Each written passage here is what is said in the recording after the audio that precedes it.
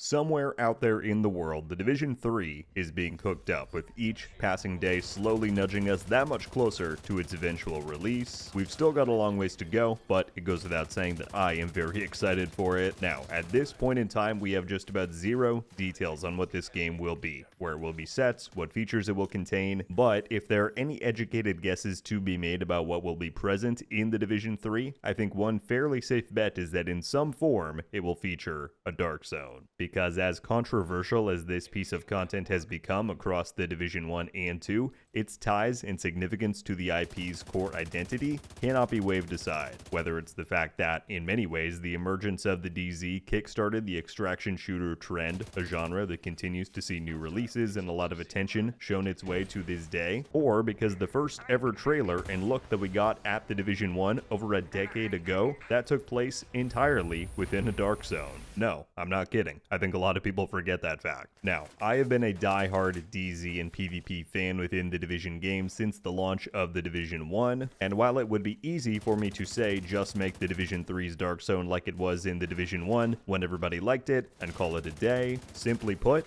I don't think that's good enough. Because as great and iconic as the Division 1's Dark Zone was, it cannot be forgotten that it had its faults. The Division 2 failed to address many of those faults in the eyes of the majority of players and went in a different direction than what many fans were hoping for. And so, instead of strictly looking to the past for answers, I think it's vital that we try and formulate how genuine innovations and improvements could be made to heighten what the Dark Zone was originally intended to be. Another thing to recognize, many years have passed since this franchise began, and as I noted, many different games and studios since then have taken the formula that the Dark Zone laid out and applied their own twists and ideas to it. So, while I have made many a video on how to improve the Dark Zone over the years, today I wanted to do so one more time, yet now with some fresh perspective, and by that I mean, maybe you caught on to me leading up to this, I want to compare the DNA of the Dark Zone directly to a game that has captured worldwide attention in recent weeks and has drawn many comparisons back to the Division itself, Arc Raiders. To be clear, in no way am I suggesting that the Division 3 should rip off Arc Raiders or try to steal its identity. The Dark Zone is the design, the blueprint and framework is not in need of fixing, but I think many would agree that a lesson or two could be learned from this latest mainstream extraction shooter that has taken the world by storm. So let's dive a bit deeper into how I believe the Dark Zone should evolve moving forward. Now, before we get into too much detail and start breaking down specific areas of improvements that we might hope to see, I want to first talk about this from a high level, because I believe the Dark Zone's core philosophy as a piece of content has drifted over time, and to me, it's in need of a course correction. This statement that I'm about to give can sometimes be jarring for some, and I want you to keep in mind that this is coming from somebody who adores the DZ's PvP elements and potential in particular, but the Dark Zone was never intended to be this all-out PvP brawl zone that it has slowly become over time. What it was meant to be is a location on the map that offers you some of the highest quality loot and more rare rewards, but at the cost of being far more threatening and dangerous than anywhere else. And that danger comes in the form of formidable PvE enemies and the potential risk of PvP against other players. Again, I'm not saying that's really what the DZ is today, because honestly, it is strayed far from that, but the original design of the Dark Zone was to be a very lucrative PvE zone that had the added risk of PvP to warrant that reward. Fortunately for us, I think we have a fantastic example of this dynamic to take a look at,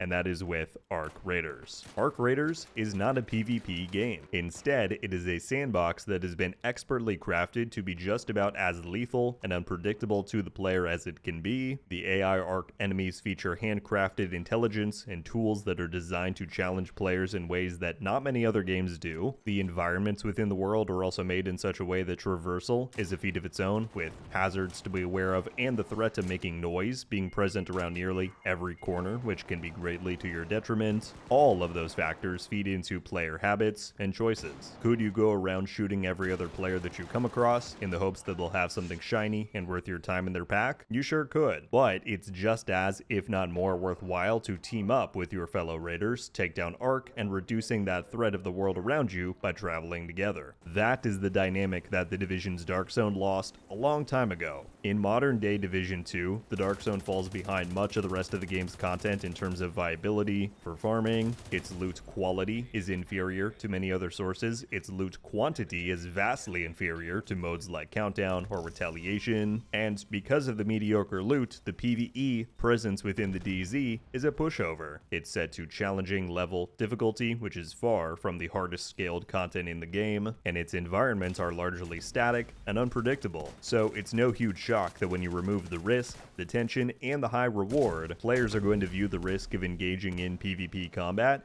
as far lower, leading to those aforementioned PvP brawl lobbies as being far more prevalent. So, what do you do about this? Really, there's two choices. Either you lean further into the direction that the DZ has been going, which is to make it even less relevant as far as PvE is concerned, but in that event, as I've joked about a few times over the years, why not just remove all NPCs entirely? Just let players duke it out across empty streets and buildings, and while there could be some fun had in that for PvP players, sure, I think that strips a lot of the soul of the Dark Zone away. Instead, I propose that future Dark Zone iterations pivot back to what the original design intention was, making it a lethal and hazardous environment with tough opponents, great rewards, and the added cherry on top of that PvP risk. What you've seen with Arc Raiders is that when the balance is struck, some truly electric and memorable gameplay experiences emerge, players cooperate in the most unlikely of scenarios, the pain of betrayal is heightened as the stakes of losing out on amazing loot is ever present. Not every run results in success, in fact far from it, but that feeling of pure unpredictability is what keeps many players coming back time and time again, and I think if the goal is to make the Dark Zone relevant again and have it stand apart from the remainder of the game's content, reclaim its status as this fantastic conduit for endgame replayability,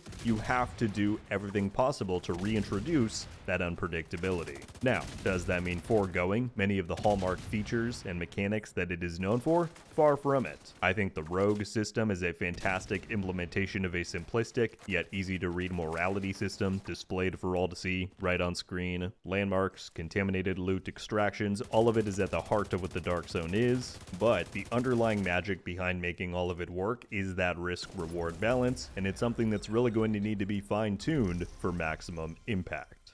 Moving on, let's then talk about design. It is a broad topic, and I could likely spend ages discussing each individual component, but I will do my best to keep up the pace. We've settled on the idea of remaking the Dark Zone back into the most dangerous zone on the map, but how do we achieve that? How do you bring that lethality while offering incentive for players to come in solely for the PvE, and yet still have a fair and rewarding PvP experience for those who can manage to pull it off? Here are some of my ideas. One of these would actually be a pretty major and fundamental change, one that in turn would affect every other aspect of the DZ, so I figured I would address it first, and that would be to change the Dark Zone from being a persistent space to instead be a queued into mode. Now, I realize that this could possibly be somewhat of an unpopular opinion and idea. Even some of my closest friends, who I have hundreds of hours in the DZ with across the Division 1 and 2, I've discussed this idea with them and they don't like it, and I don't blame them. Part of the charm of the Dark Zone is that it is this ever-living place. I recall those really neat moments of walking up to a DZ gate in the Division 1's open world and being able to look through and see a PvP fight happening on the other side. But in all honesty, I think the potential benefits of making this switch outweigh the nostalgia and novelty of the way that things have been handled up until now. For one, there's risk.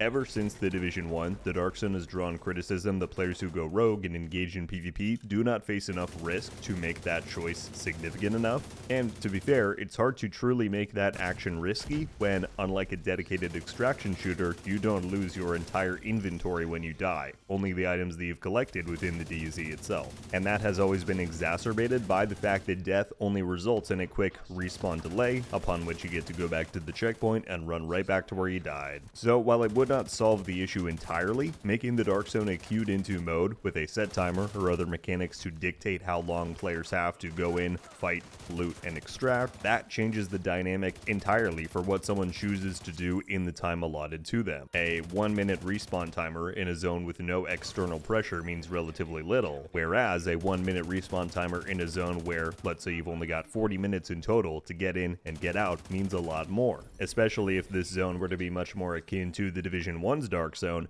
and feature much vaster environments for you to traverse. I think doing this major switch could also greatly improve the threat of the world around you. As previously mentioned, Arc Raiders has expertly crafted its worlds to be an opponent of their own, with things like motion sensors, metal detectors, and even looting all generating varying degrees of noise, which can tip off both AI enemies and players alike to your location. Now, of course, Division does not really feature sound-driven gameplay, but the same principles could still be applied. Think about the tripwires that the Ambusher faction can place in certain Division 2 DZ corridors. Those traps are mostly inconsequential due to how easy the NPC scaling is set to, but imagine a scenario where enemies are a real threat, and in carelessly heading down an alleyway, you've now just blinded yourself by running over a tripwire. There's now enemies spawning on both sides of you. Those kinds of environmental dangers could be much more prevalent, and by having the Dark Zone be on a match-by-match basis, the devs could ensure that these dangers and traps get reset and strategically placed each run that you go into. The final point that I'll make on this persistent versus match-made debate, and then we'll move on, I promise. What is one of the other top-line concerns and controversies that players have drummed up over the years regarding the Dark Zone's design? Yeah, it's checkpoint camping. Now, I do think that players underutilize the tools that are available to them at times when they are being checkpoint camped, like spawning at a different checkpoint, which is always an option, but the fact remains that by having the DZ be persistent, there is nothing stopping or discouraging bored players from standing at one door and shooting at anybody who walks out of it for hours on end. Of course, we now have the turrets in the Division 2, but those can be largely ineffective and are quite unpopular. If the DZ were timed and extraction was your only way to earn any rewards or XP from your time spent, then I'd wager you'd see that percentage of people displaying that behavior go down pretty dramatically, especially if they were to implement some kind of dynamic contamination system, which was actually something set to feature in the Division Heartland, where lethal contamination could surge and subside on different areas of the map, forcing players to stay on their toes and keep on the move. But that could probably be an entire topic and video on its own. Let's keep rolling. Now, again, when we talk about design, what else could reinforce that core philosophy of bringing danger and consequence back to the Dark Zone? For me, one big way would be immersion. And I know that's a nice buzzword that gets thrown around a lot, but legitimately in a piece of content like Dark Zone that is meant to be this unforgiving place where you always need to be watching your back, sometimes I think it's okay to pull back a bit on how much information you feed the player in order to enhance the gameplay and the tension. And one point in particular that I think could be really interesting to toy with is extractions. Again, going back to Arc Raiders, they handle extractions in a pretty neat way where every extraction location is always completely accessible to you via your map, right? You can see where to go, how to get there, etc. But what your map does not tell you is when another player is extracting. Instead, when you call an extraction, a distinct sound is played and lights begin flashing, but this only means that players within your vicinity or who stumble across you mid-extraction are aware that this is happening. And in the Division's case, they already have the perfect mechanism for this with the flare. When you go to extract, you fire off that iconic flare for a chopper to find you. And so what if instead of the mega map immediately alerting you that someone across the Dark Zone is extracting, what if you actually needed to either be on the lookout for flares across the skyline or be close enough to hear it to know that someone is trying to get their stuff out? This is a huge complaint in the Division 2's DZs in particular because the zones are so small that anybody anywhere in them can get to an extraction once it is called because that information is so universally telegraphed. But imagine how different things would be if you had to see or hear that flare go off, or extrapolate that further to how that would play out in a Dark Zone that was the size of the Division 1's. I think this kind of change would deepen the immersion, and it would undoubtedly give PvE players, or those just trying to make it out with that super rare drop that they got,